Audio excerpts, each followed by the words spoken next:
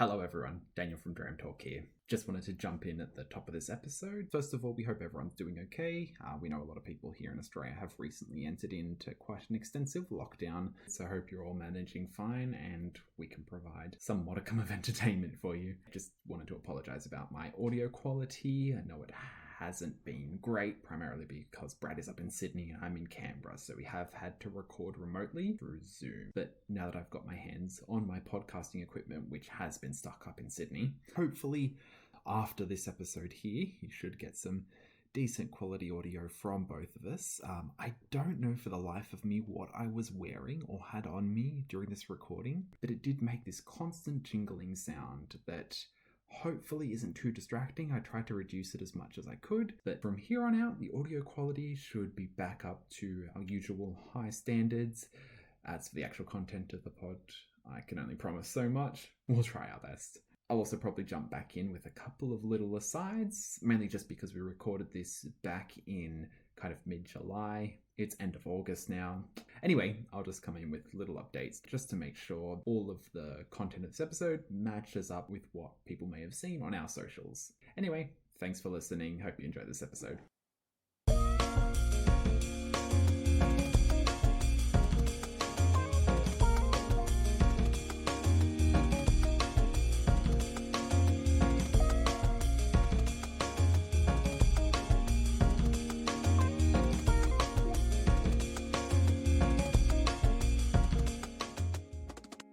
Alright, ladies and gentlemen, welcome back to Dram Talk.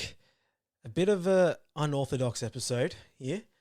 Daniel and I have been in lockdown for quite a while now. I mean, you're in lockdown, I'm in lockout.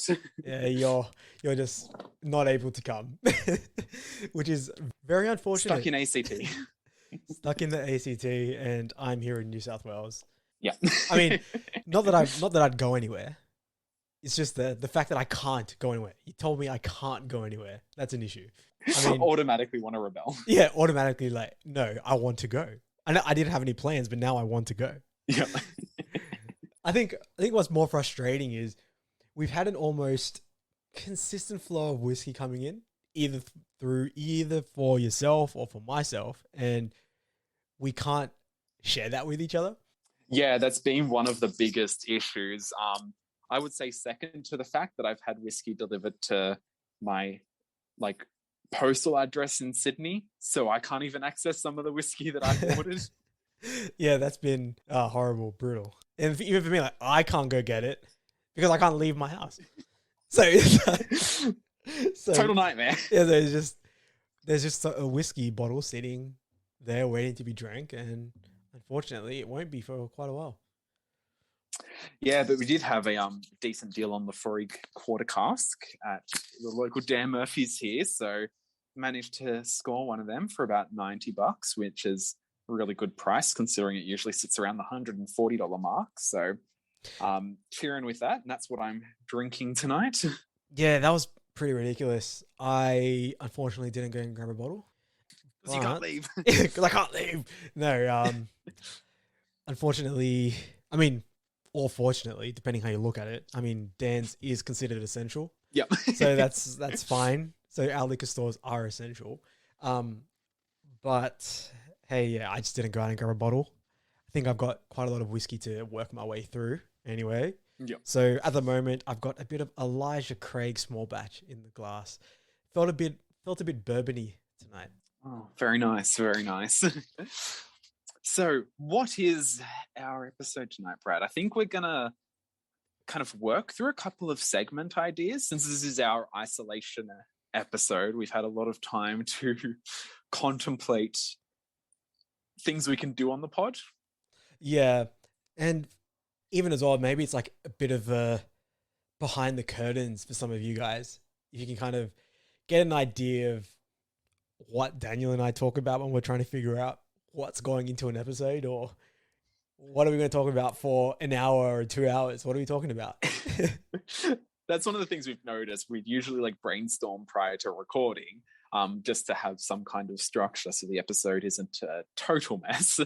But then we find out we end up going down these rabbit holes of conversations. We're like, should have had the mics recording for that, because that would have made for some half decent content. Yeah, like even some of the episode planning days that we have, where we sit down and talk through different ideas that we're sitting on, we often end up just looking at whiskey online, and then it's just like a constant, like it's like just a stream of like an hour just going through different bottles online, saying, "Yeah, well, I'm gonna add that to the list of that I'm gonna buy. I'm gonna get that. Have you seen this? Have you seen that?" And then that's just like a solid hour.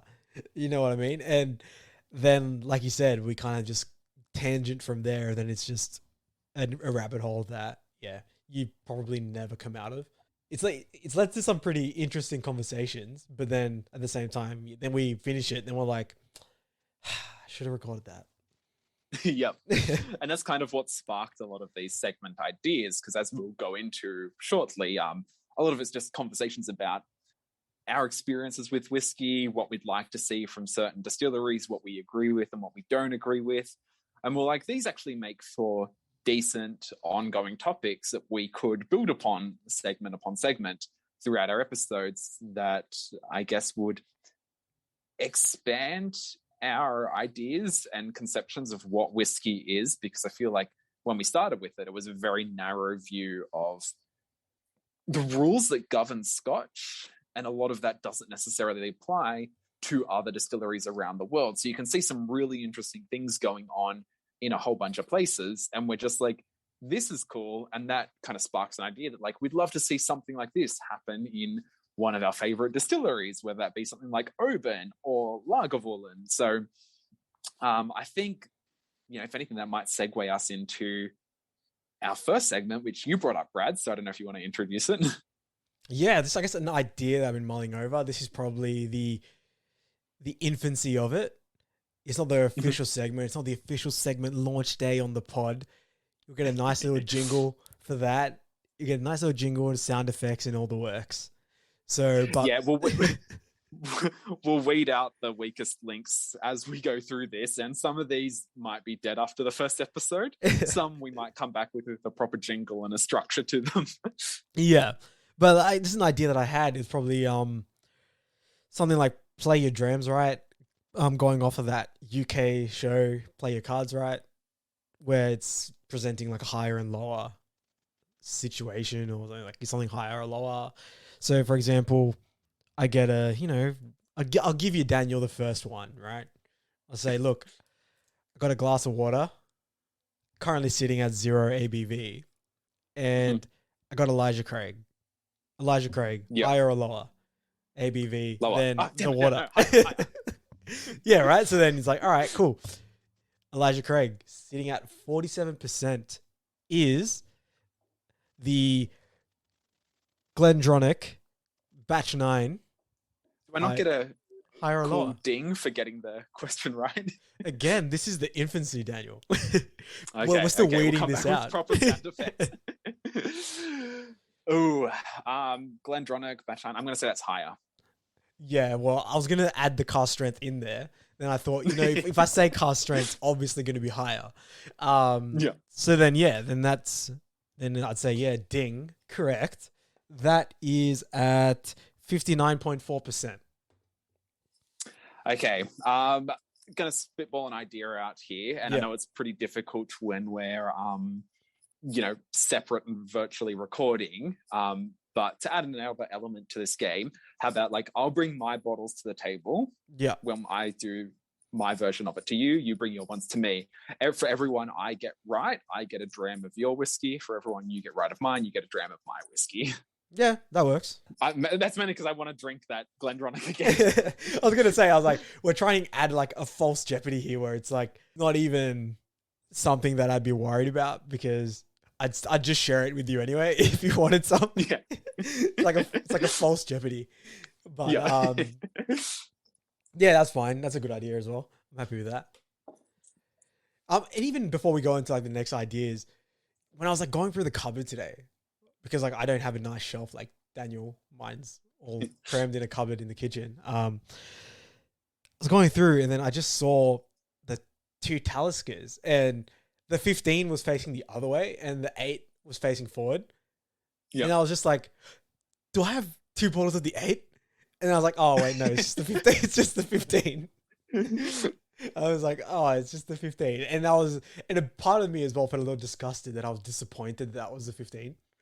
Because I was like, that's still a very good dram. I really enjoy that. Yeah. But I'd like another bottle of the 8. Yeah, and I think that was one of the things that we kind of have recently stumbled upon. Like, listeners of the pod would know that we're a huge fan of peated whiskies, but probably second to that, if not rivaling that, huge fan of like any version of sherry, those kind of thick, viscous, fortified wines as well. Like, so we've got into some really good port finishes, or even just port aged ones. Yeah. But rum casks, that's kind of been, I guess, our defining discovery for 2021. We started off with the Whisky Club's Glen Scotia, which was finished in rum casks. That was over, I think it was December's whiskey. But December, December last year, yeah.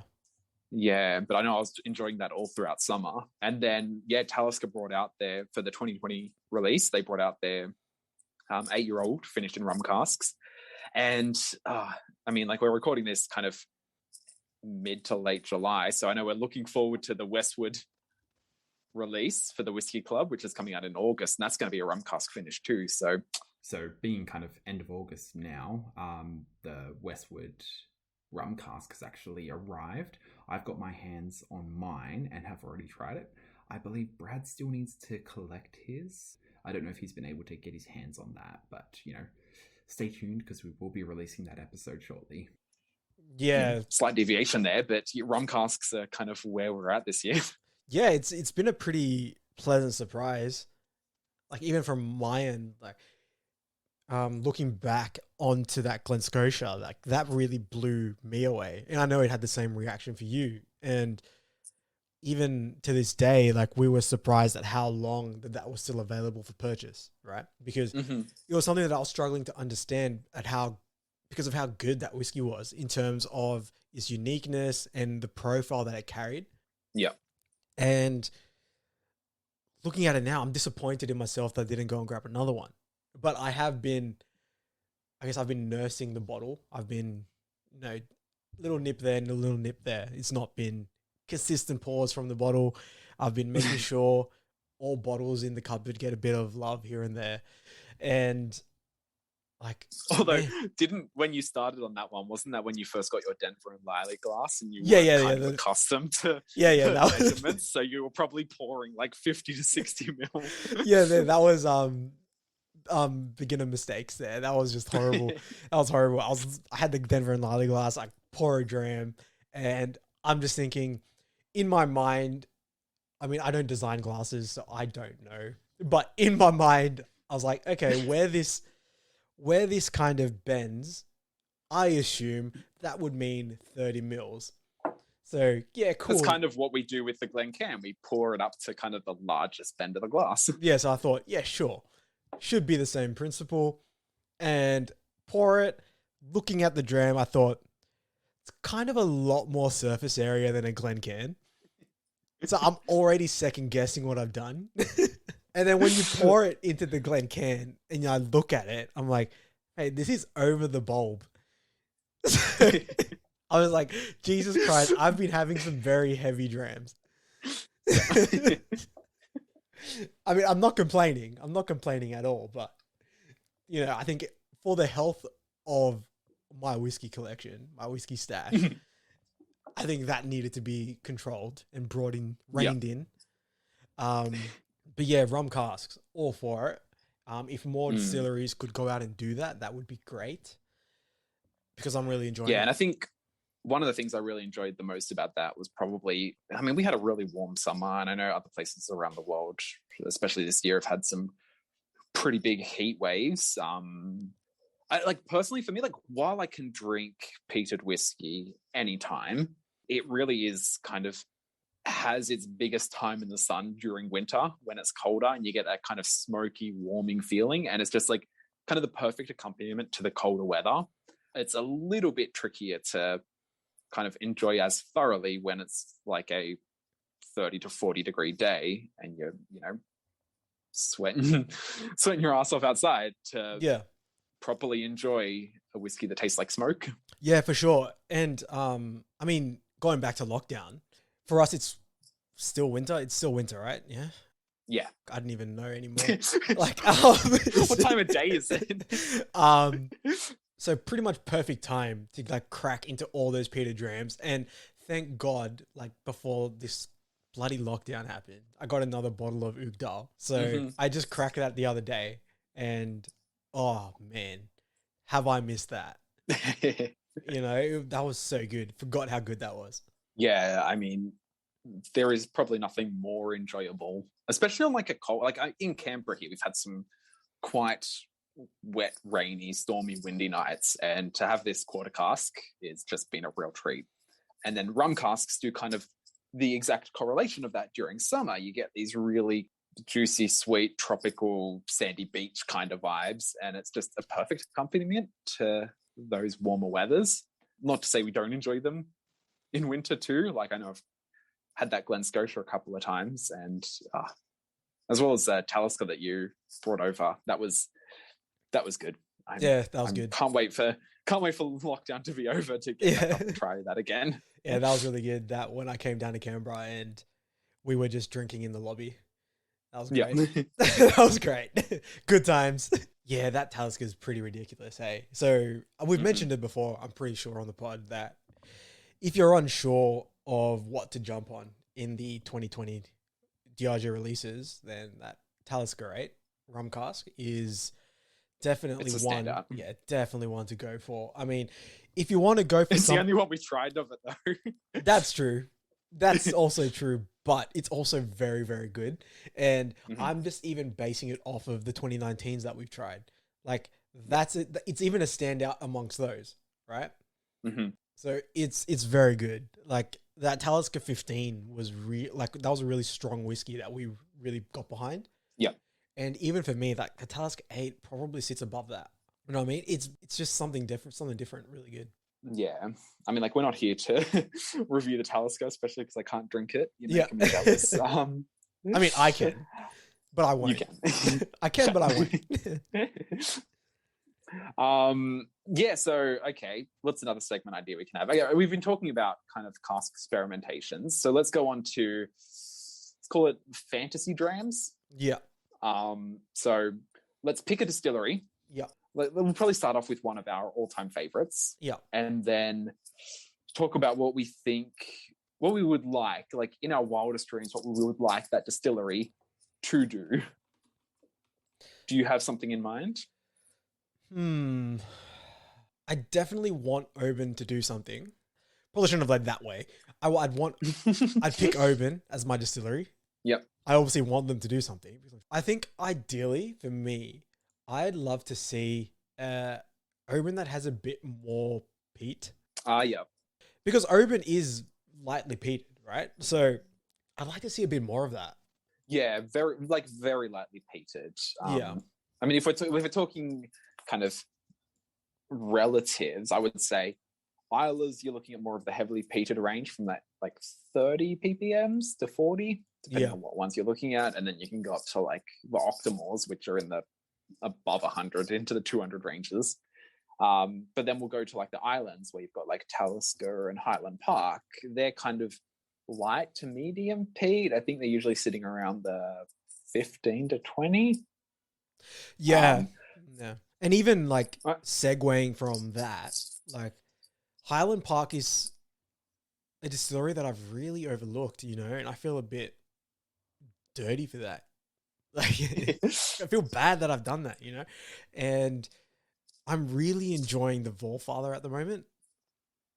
There's just something about it. I don't know what it is. It's just kind of, it's hitting a real sweet spot for me. Yeah, I think what, I won't say deterred me, but what made me cautious about Highland Park to begin with was probably their marketing in the bottles. Like, undoubtedly cool. Like, love the whole Viking stuff, but I was worried they were using that heavily to draw in people. Like, oh, yeah, sure, you can Viking themed whiskey. Yeah, and I was like, oh, is it just a gimmick? Yeah, and that's what I was about to say. You probably fall into that idea of, is this a gimmick? Is this a bit kitsch, whatever. Yeah, you kind of think like, what is this a bit too played out? Like, what are they aiming at here?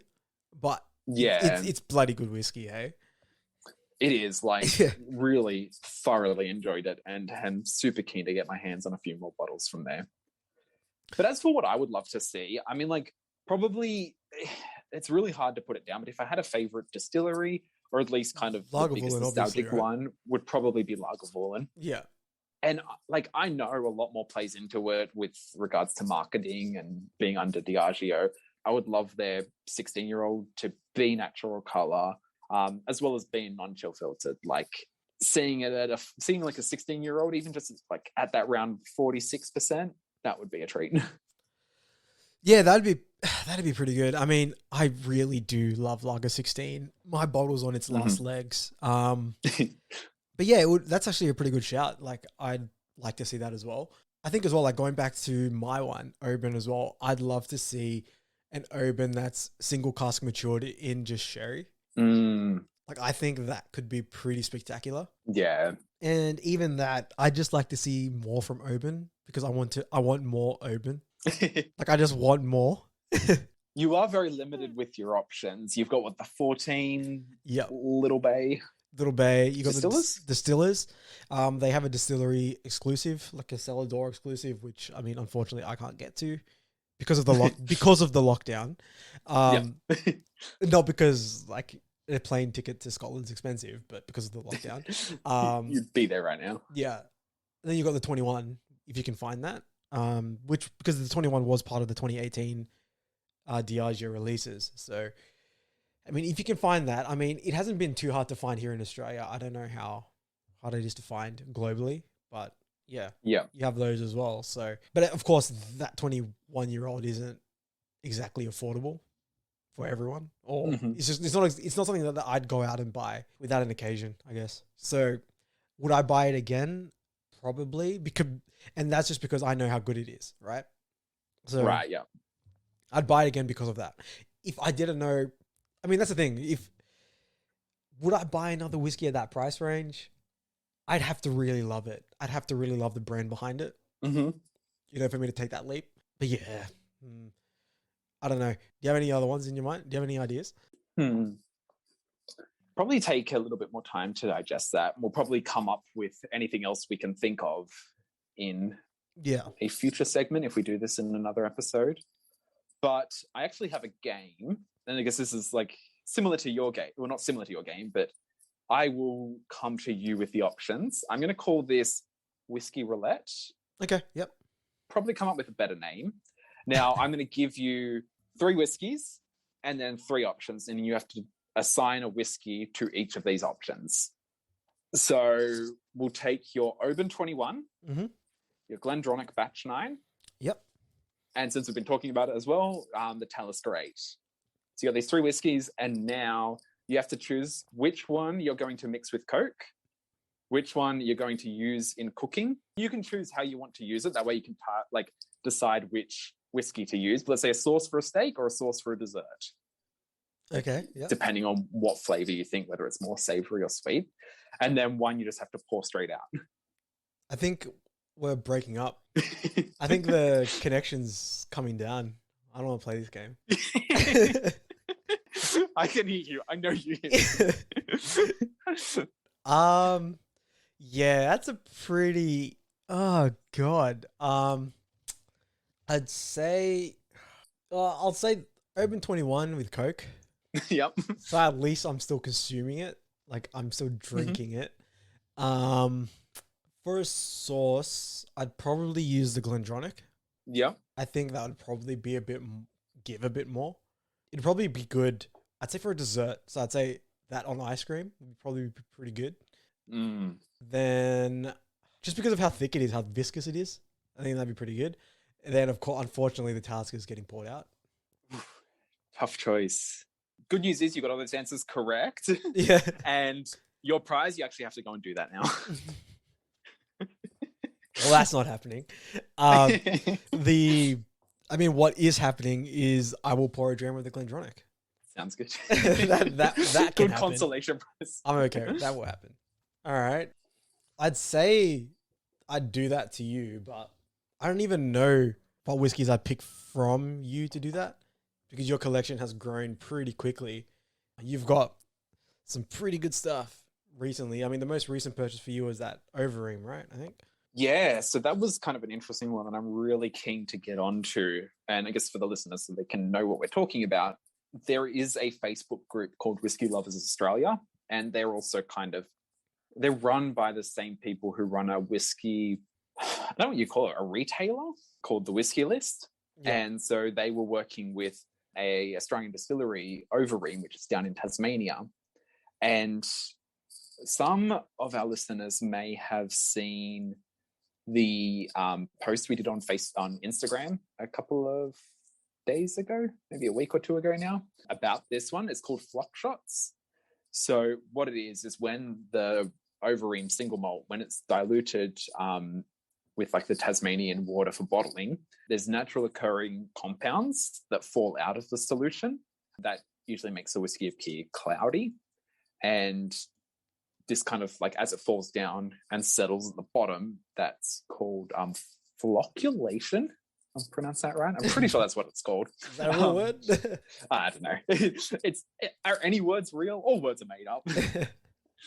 So once they've ended up bottling all of their whiskey, they're left with this bunch of liquid at the bottom that's kind of full of this stuff that they call flock. And it's like super cloudy, super viscous. So for what the market has deemed acceptable for what whiskey to look like, being that kind of caramelly color, nice and clear, similar things are removed from the whiskey during the chill filtration process.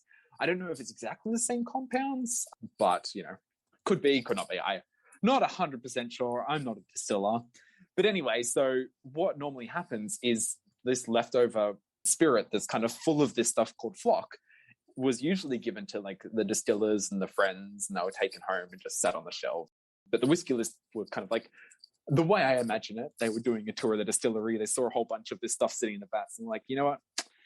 Bottle it up. We'll take it. Yeah. I'm sure we have people that would buy it.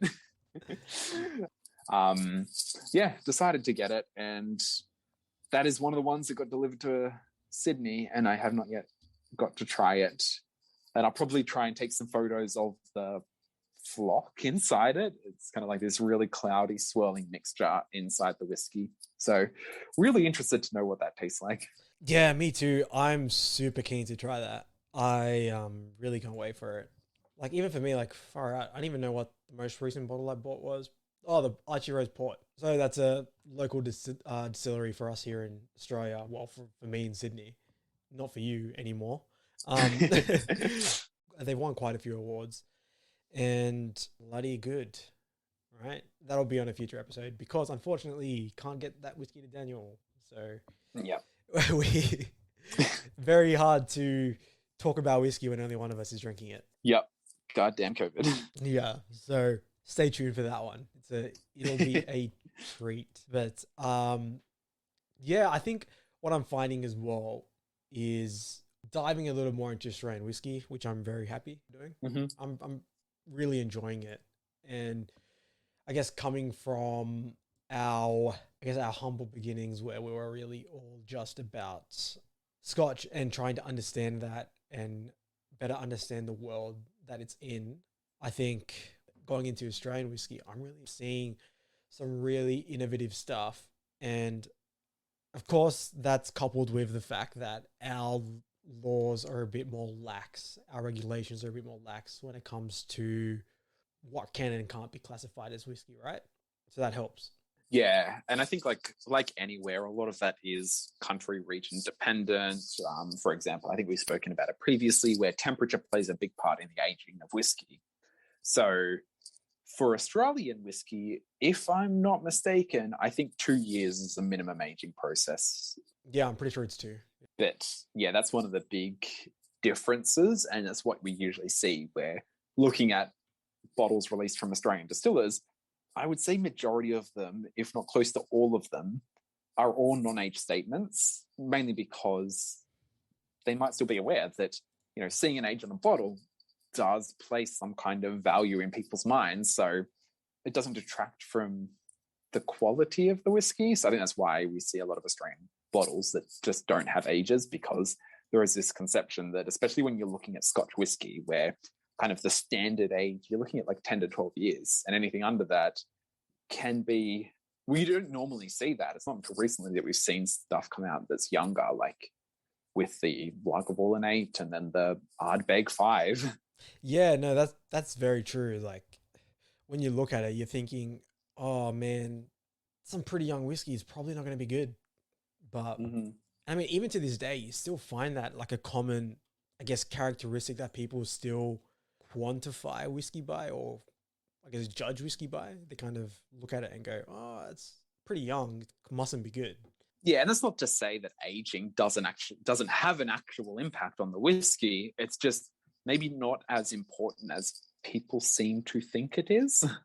Yeah, that's true. Or at least should we say that there are non-age statement whiskies that can be absolutely superb and even surpassing some of the age statement ones. That too. I mean, like, we've tried some pretty spectacular stuff. Like, man, and I think as well, like, as I'm seeing our podcast grow and our listeners grow and our followers grow, it's been really great. And we're starting to see that we're getting some opportunities within the industry to try different things and experience different things. And that's been pretty great. Yeah, and I think that also does tie into like a couple of different things we've both spoken about on the pod, as well as our transition, or at least focus that has been directed more towards Australian distillers, kind of through both being interested and excited by what Australia and Australian distilleries are doing, but also like proximity and locality. Like we can go and visit distilleries and see firsthand and actually talk to the people who are at the forefront and head of these things running it. And so it's just been really good to speak to a lot of these people and hear their stories and how they're working at it. Like Joe Adger, for example, that was really good for us to go down and talk with the couple that run the distillery, Valero and Elisa. Yeah. But like, you know, hearing their story and how they started this, like that's kind of what we do the podcast for, to talk about whiskey, hear people's stories. And as we said, like it's a community, you know, people really eager to engage in conversations with us, as well as people who have contacted us wanting to engage in conversations. So, you know, it's one of the things we've really enjoyed about having a bit more of a focus on Australian whiskey.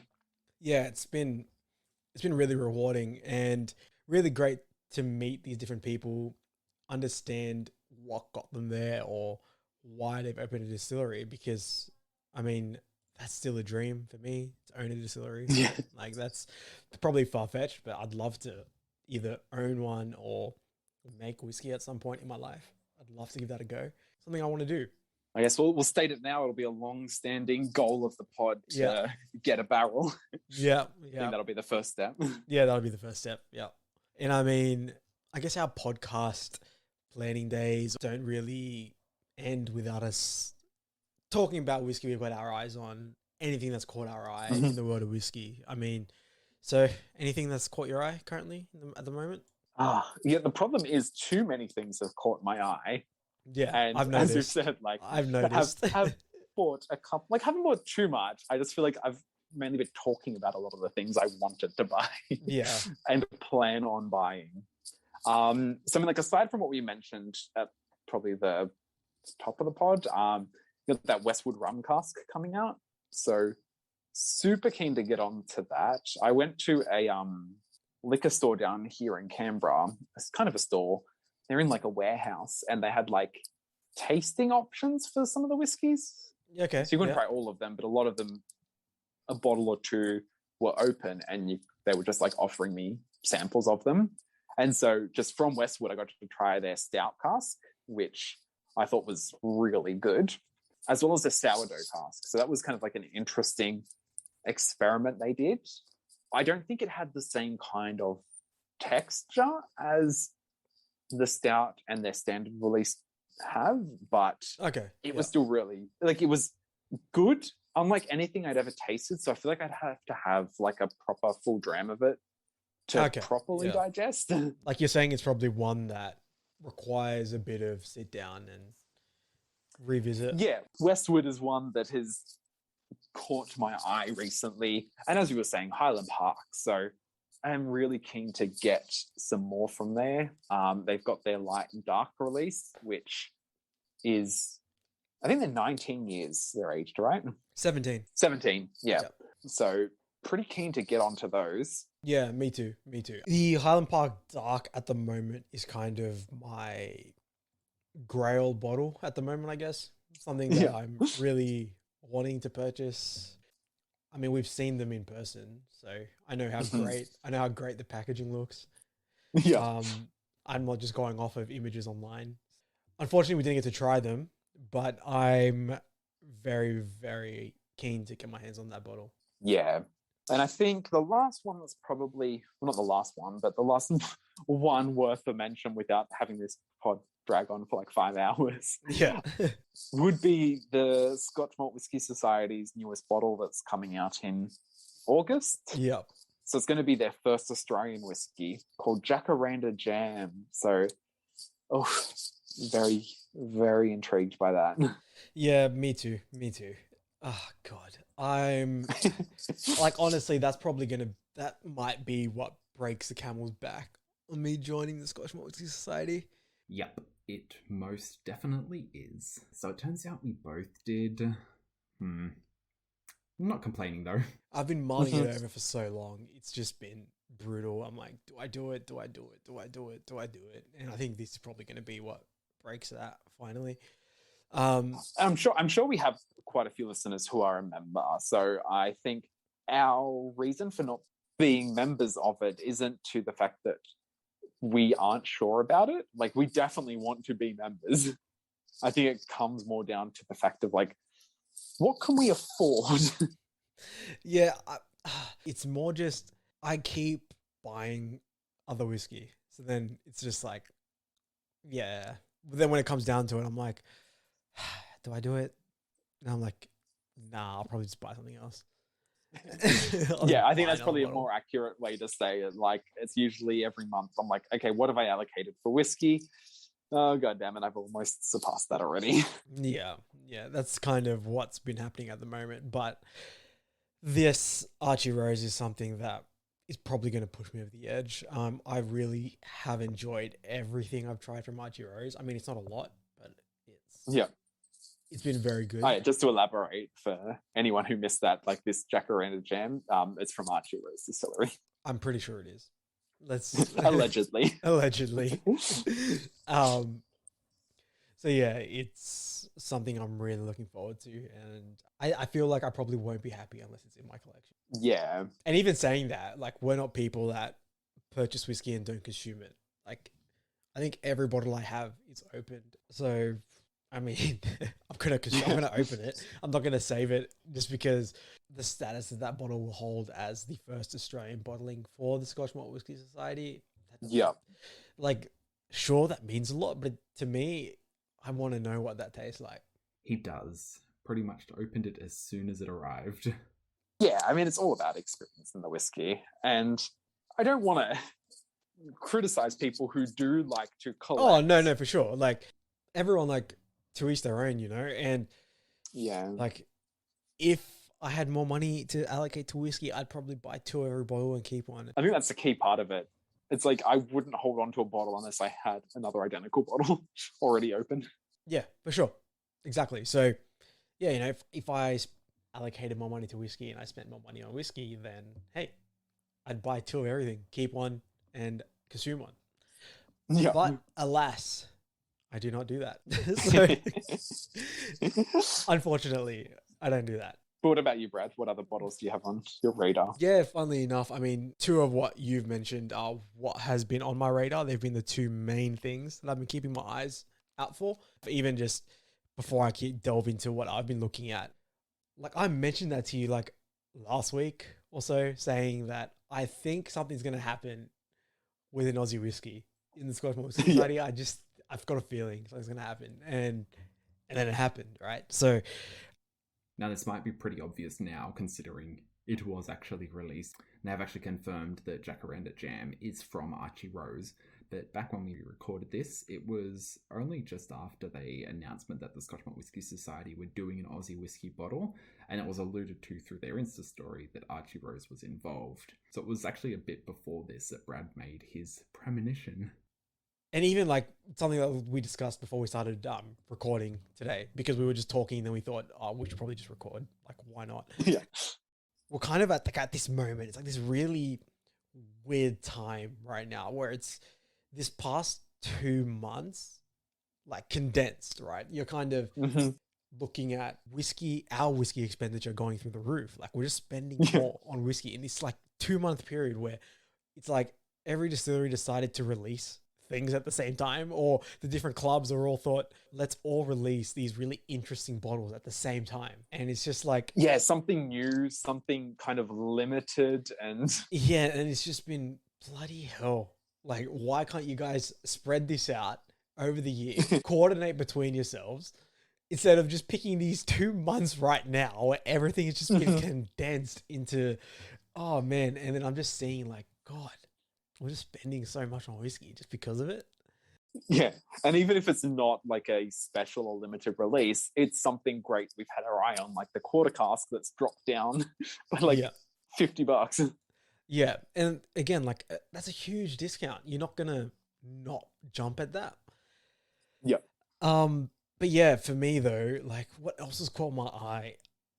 I've been really interested by those signatory bottles. Like I've been looking at those for a really long time now.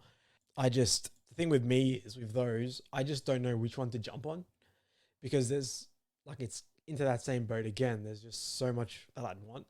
But then again, it comes down to which one do you jump on, because there's just so much. And even now, like I guess to even like follow on with that, like I've been really interested by jumping and delving into Aussie whiskey even more. So Coral has really caught my eye. We've coincidentally had a lot of drams of Characters, which is one of their core range. We've just happened to consume that quite a lot recently. And for whatever reason, I'm not getting tired of it. And I've really enjoyed it every time. Like I've not had it and been, oh my God, it's Characters again. Yeah. It's been more like, sweet, it's Characters again. I know I like this. So for me, Corolla as well is pretty on my radar. And they're an Aussie distillery. So availability worldwide, I don't know. Sorry, but I gave you an option in the signatory collection, cask strength collection. So yeah, I get in.